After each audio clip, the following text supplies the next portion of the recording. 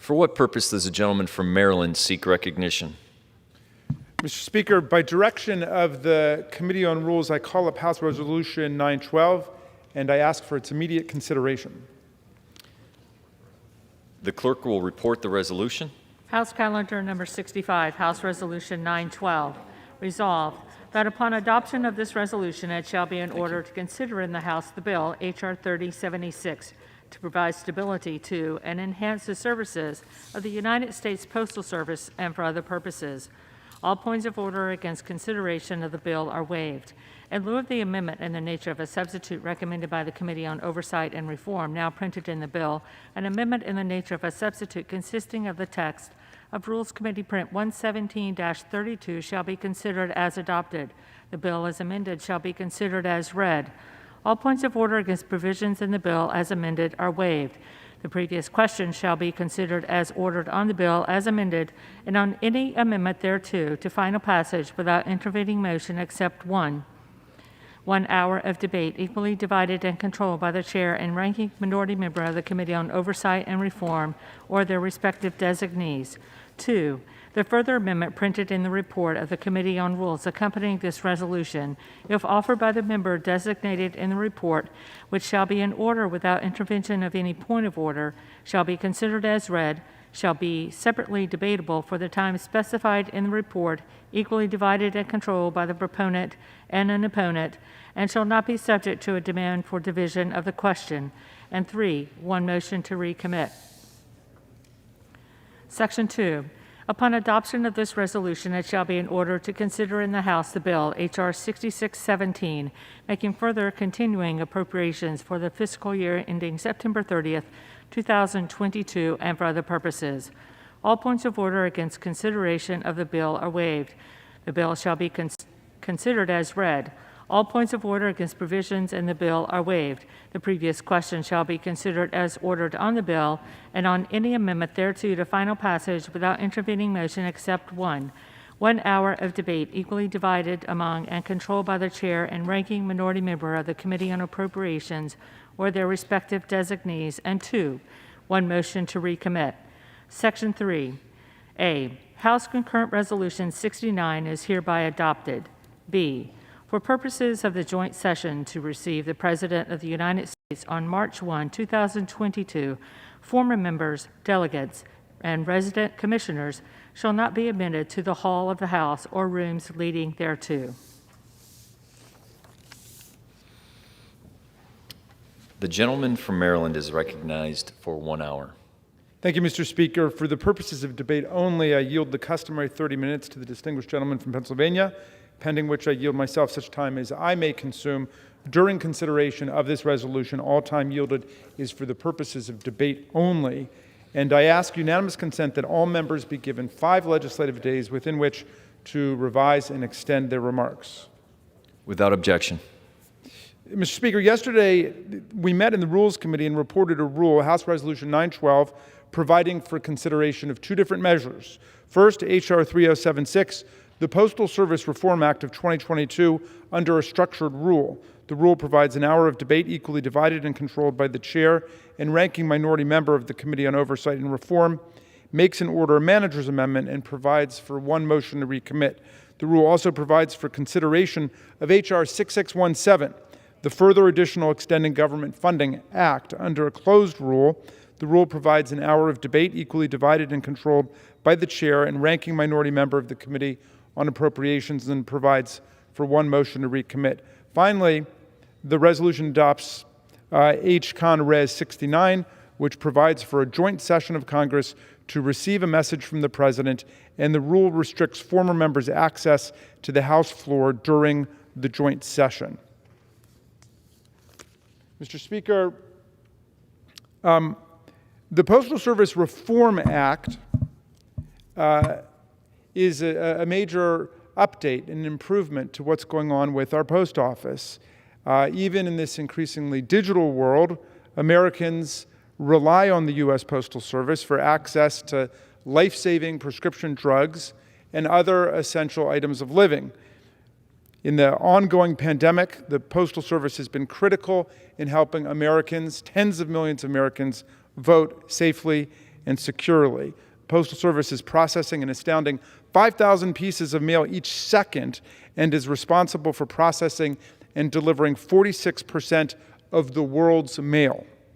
It's no surprise that first-class mail used to send things like letters and bills is on the decline in the digital environment we live in. Still, the Postal Service remains a critical lifeline, especially for people who live in rural areas, tribal communities, and for people with disabilities. The Postal Service adds 1 million new delivery points each year. That means that the Postal Service is delivering a little bit less mail, but to a lot more places. This act addresses the financial needs of the Postal Service, ensuring that we can continue relying on it for generations to come. A decline in first-class mail, increasing expenses, and the requirement that the Postal Service pre-fund retiree health benefits have all contributed to some financial instability in the Postal Service. H.R. 3076 puts USPS on a far more stable financial footing. Specifically, it requires future Postal Service retirees to enroll in Medicare, saving the Postal Service $22 billion over the next decade. While retirees have paid into Medicare their entire careers, a quarter of retirees choose not to enroll, requiring the Postal Service to pay for higher premiums. Similarly, the legislation also eliminates the uniquely arduous requirement that USPS pre-fund retiree health benefits for a period of 75 years. No other company or governmental entity has this requirement, which has resulted in significant financial losses for USPS.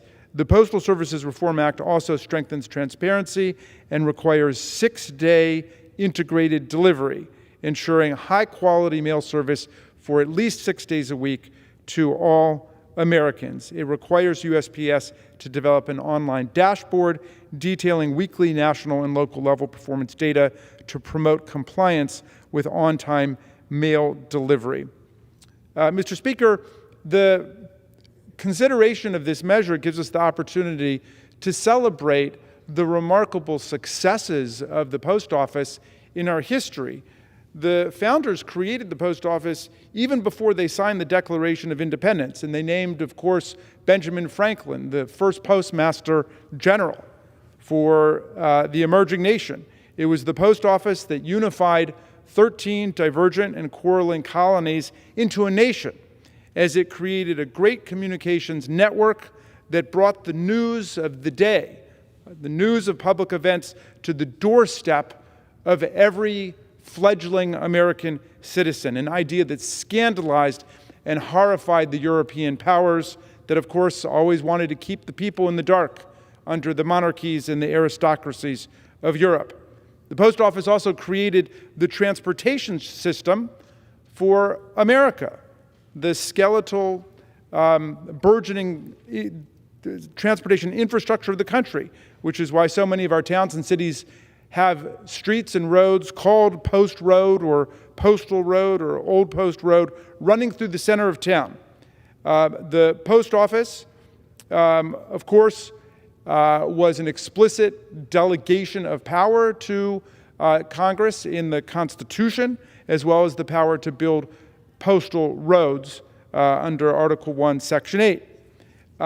The Communications and Transportation Network created by the Post Office gave rise to the democratic political infrastructure of the nation. This is how the committees of correspondence met, that created the political will for the American Revolution, and developed the political philosophy of our revolutionary forebears. The Post Office also gave rise to America's glorious free press. That's why so many of our newspapers, again, bear the name the Washington Post, the Buffalo Courier Express, the Richmond Times-Dispatch. They were named after the postal operation that made the mass media possible in the country. The Post Office has done wonders for American commerce and business and continues to do that right up to today. So this legislation will help the Post Office grow and meet the needs of us in the new century. And at this point, I would reserve the balance of my time. The gentleman from Pennsylvania is recognized. Thank you, Mr. Speaker. And I want to thank the gentleman and my friend from Maryland for yielding me the customary 30 minutes, and I yield myself as much time as I may consume. Thank you, Mr. Speaker.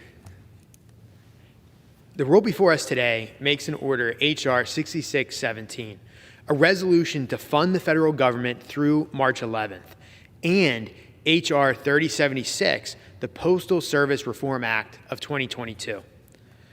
I know that Appropriations Chairwoman DeLauro and Ranking Member Granger, I know they continue to engage in bipartisan discussions to find a path forward on fiscal year 2022 funding package, and I want to thank them sincerely for those efforts.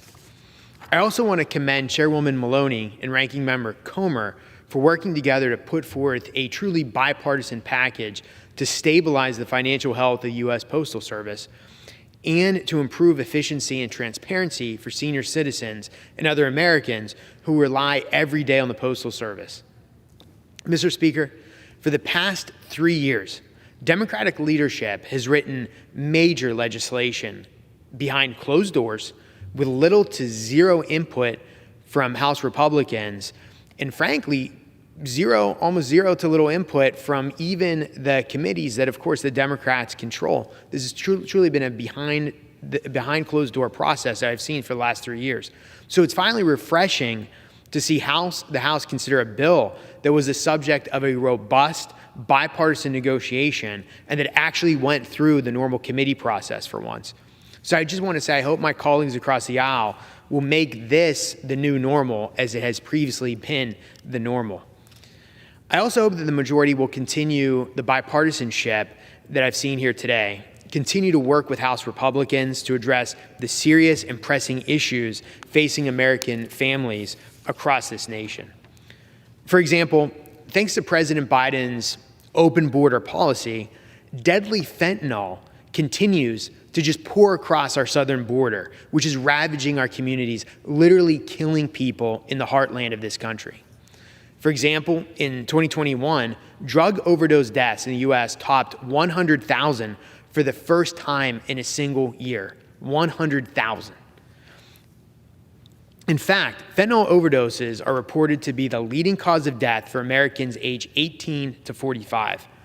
So it is past time that Congress acts to stem the tide of deadly fentanyl coming into our nation largely through our porous southern border, fentanyl that comes, let's just say it, largely from China. It's time we address that issue.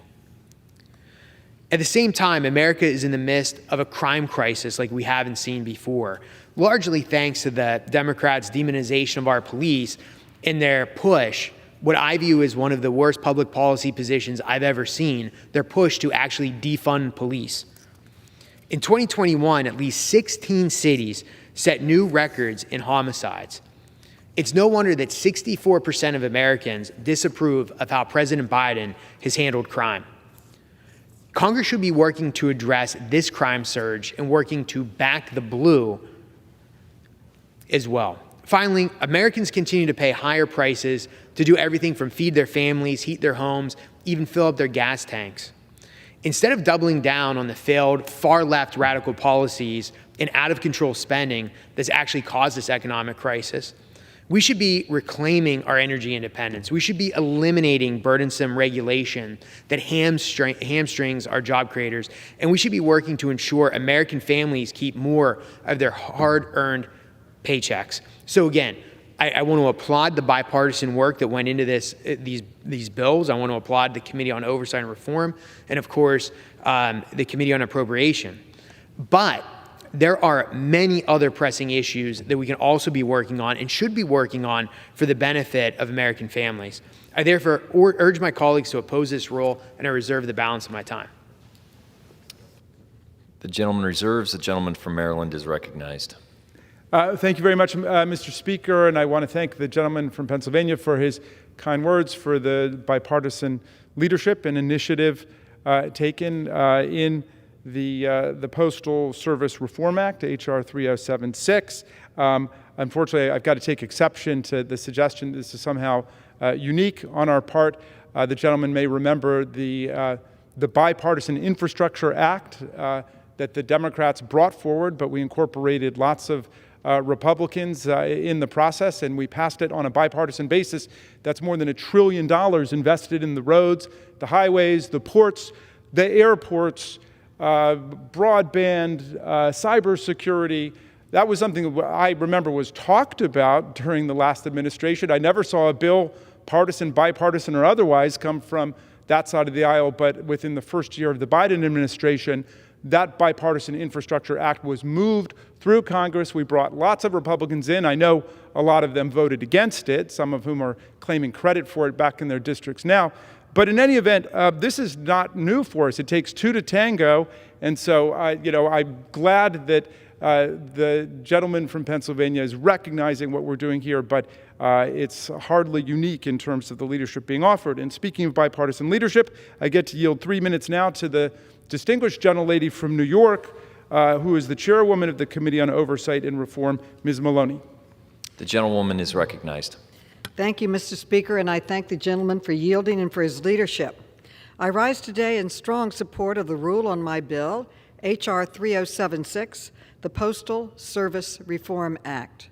The Postal Service Reform Act has been years in the making, and I am proud to say that it is bipartisan. As we all know, the Postal Service is one of our nation's most vital and respected institutions. It provides service to every American, no matter where they live, binding us together in a way no other organization does. What's more, it's one of the oldest institutions in the United States. In fact, the Postal Service is older than the United States. It has been operating in some form since 1775, when Benjamin Franklin was appointed the first Postmaster General by the Continental Congress. Ensuring that this vital American institution has the tools that it needs to prosper and serve the American people for years to come is of the highest priority. This bill does just that. This bill would require postal employees to enroll in Medicare when they're eligible and retire. All postal employees already pay into Medicare through their careers, and the Postal Service has paid about $35 billion into the program since 1983. And it is the second largest contributor to the Medicare Trust Fund. In short, Postal Service employees have already earned these benefits. The bill would also eliminate the unfair requirement that the Postal Service pre-fund its retiree health benefits for 75 years into the future, a provision that has already passed the House in previous Congresses. These two reforms would save the Postal Service nearly $50 billion over 10 years. And I want to emphasize that these changes do not cost American taxpayers one single dime. In fact, the nonpartisan CBO just last week determined that this bill would save $1.5 billion over the next 10 years. In addition to these savings, the bill includes a provision that will allow the Postal Service to work with states and localities to provide non-postal service in post office locations. This provision would allow the Postal Service to more effectively serve communities based on their individual needs and raise revenue from currently untapped sources. It is abundantly clear that this bill is good for both the Postal Service and the American people. I thank Ranking Member Comer for working diligently with me on this important legislation. I urge passage of this rule, and I yield back the balance of my time. I thank the gentlelady for her very lucid remarks there. You know, one other historic breakthrough of the post office I'm recalling now is the fact that it was the first federal public institution to provide for the hiring of women and African Americans and other minority groups. And so I'm glad, again, that we've got bipartisan support for this really critical measure to reform the post office in different ways in order to make it viable in the new century.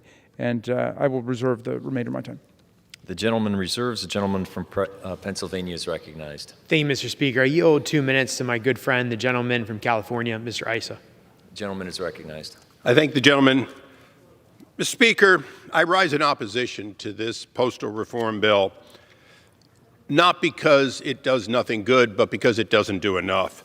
The Post Office is a constitutionally authorized yet failed organization. It has failed to make a profit. It has failed to properly serve the American people, and everyone who has a mailbox knows it. I am pleased that this body and the ranking member are tackling postal issues, but this is not sufficient reform. Unfortunately, for that reason, I cannot support the bill. The problem is the Post Office the problems of the Post Office are clear and long-standing. Congress established the Post Office to be self-supporting organization. And from the time it received a $100 billion line of credit, it has simply used credit to cover its losses. I could agree that prepayment would not be necessary if they were meeting their responsibility on a pay-as-you-go basis to be profitable and to make those reforms. In fact, in 2020, under the CARES Act, Congress provided $10 billion in emergency funding, and yet in 2020, they lost $18 billion and are on course over the next 18 months to lose $22 billion. The fact is, they haven't made a profit since 2006, and as they are mandated. The truth is the Post Office isn't lacking liquidity, it is bankrupt. And nothing in this bill will make the Post Office truly sovereign. It simply wipes out and wipes away debts and shifts the burden onto taxpayers. The bill forgives $46 billion in debts owed by the Postal Service, forcing the taxpayers to pay it. Years ago, when I offered real reform that would save on a constant basis real money, $6, $7, $8 billion a year, those reforms, because they lowered total labor, were unacceptable to the Post Office, even if they were through attrition. I do support some of the changes, and I do support the Postmaster's attempt to modernize the Post Office, but without teeth in the actual organizational reforms, the Post Office will continue to lose money, and for that reason, I cannot yet support this bill, and I thank the gentleman and yield back. Thank you. While I respect my good friend and colleague, especially for what he's done in the private sector as well as a public sector, I do have some concerns. I believe the Postal Service Reform Act is a strong bipartisan act, and I urge the passage. This measure will bring increased transparency.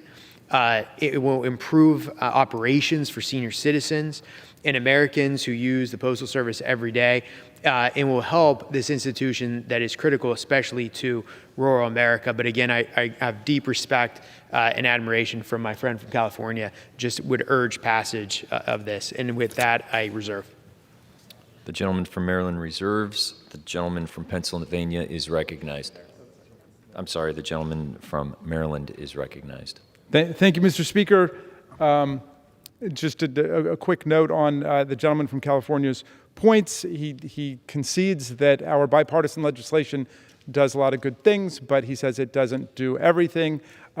He makes the point that the Post Office is not making a profit. That's true. It's not making a profit. Of course, our offices don't make a profit. There are very few federal entities that make a profit. That's not what government does. Government serves the people. We want to be as efficient as possible in doing that. But the Post Office serves people from Alaska to Hawaii to Puerto Rico to Florida to Texas. Everybody gets the mail. And we want to do it as efficiently and as effectively as possible. But the point is to make sure that we are all connected and that everybody gets the benefit of being able to get their prescription drugs, that small businesses are able to send out their parcels, that consumers are able to receive what it is they're ordering, and so on. With that, Mr. Speaker, I will now yield 3 minutes to the gentlelady from Pennsylvania, the distinguished member of the Rules Committee, Ms. Scanlon. The gentlewoman is recognized. Thank you. Thank my colleague from the Rules Committee as well.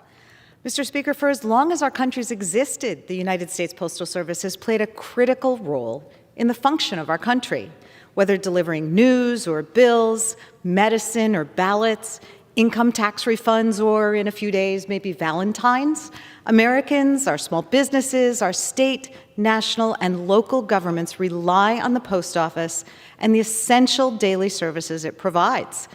The famous motto of the Postal Service, neither snow nor rain nor heat nor gloom of night will stay these couriers from their swift completion of their appointed rounds, and how glad we've been to see them completing those rounds during a pandemic, which limited our ability to get goods and services from other places, which limited our ability, in some cases, to get to the polling places. While the US Postal Service has always been essential, in the last 2 years it's been even more so. It's helped us all to navigate a highly transmissible virus. Unfortunately, during that same time, we've seen the Postal Service struggle to navigate a series of highly disruptive policy changes that slowed service and financial constraints that have threatened its long-term health. Over the past 2 years, I've heard from hundreds of constituents about problems with the Postal Service, all asking, what is Congress going to do about it? Well, this week, I'm proud to support the Postal Service Reform Act, a bipartisan bill that will improve the performance of the U.S. Postal Service and guarantee its long-term financial health. This bill will guarantee the Postal Service's 6-day delivery standard, improve customer support, and provide customers with increased transparency about their local service performance. Most notably, the Postal Service Reform Act will finally end the unique to the Postal Service statutory requirement that it pre-fund retiree health benefits, relieving the Postal Service of this onerous and unnecessary burden that has jeopardized the service's finances since it was enacted 15 years ago. These reforms, which have been endorsed by the postal unions, are estimated to save the Postal Service nearly $50 billion over the next 10 years. The U.S. Postal Service is one of the oldest core responsibilities of the federal government, so I look forward to enthusiastically voting for this bill to ensure its continued success in the 21st century. In addition, Mr. Speaker, today's rule also provides for consideration of another continuing resolution to fund the government. The House did its job. We passed our funding bills on time, and Chairwoman DeLauro has pushed her Senate counterparts to begin negotiations early so that a funding deal could be passed on time. However, Senate Republicans have hemmed and hawed and stalled to avoid negotiations because they prefer a CR to finding bipartisan compromise. We're nearly halfway through the current fiscal year. I regret the necessity of another CR, but I look forward to a quick resolution and a vote on an omnibus funding bill. And with that, I yield back. I just want to add one point to Ms. Scanlon's excellent delivery there. This legislation, the Postal Services Reform Act, requires the Postal Service to develop an online dashboard that will detail for all of us weekly national and local level performance data to promote compliance at every level with the on-time mail delivery expectations that we all have. I too have spent time in a lot of neighborhoods of mine in Frederick County, Carroll County, Montgomery County, making sure that the Postal Service is getting on-time delivery, making it happen. This new tool will allow all of us to monitor exactly what's going on in our particular communities. With that, I reserve, Mr. Speaker. The gentleman from Maryland reserves. The gentleman from Pennsylvania is recognized. Thank you, Mr. Speaker. I yield 2 minutes to my good friend and fellow Rules Committee member, Dr. Burgess from the great state of Texas. The gentleman is recognized. I thank the gentleman for yielding. As we've already heard, today's rule provides for consideration of yet another continuing resolution 5 months into the fiscal year, and not a single appropriations bill had been signed into law. This time, the Rules Committee had less than 2 hours' notice before considering the continuing resolution rule in the Rules Committee yesterday, leaving no time for members who might want to offer an amendment or might want to come to the committee to speak on this CR. Look, no secret, this has not been an easy year for the American people. Crisis after crisis, and this Democratic leadership in this Congress has not really led on those issues. We're still facing a crisis on our southern border. 2 million migrants have crossed without documentation since President Biden took the oath of office. And in response, what did he do? Well, he halted construction on the border wall, and he tried to eliminate the Remain in Mexico program, except the courts wouldn't let him do that, so now they're slow-walking the enforcement. At the same time, Ukraine is facing down 130,000 Russian troops that look poised to evade, and President Biden just recently used his waiver authority to ease the sanctions on the Nord Stream 2 pipeline, a direct link between Russia and Europe for oil and gas. If we had been given time to consider this CR, we could have revoked this waiver authority and reinstated sanctions on the Nord Stream 2. Another problem exacerbated by this administration is their continuing push for vaccine mandates. We see it literally every day on the news.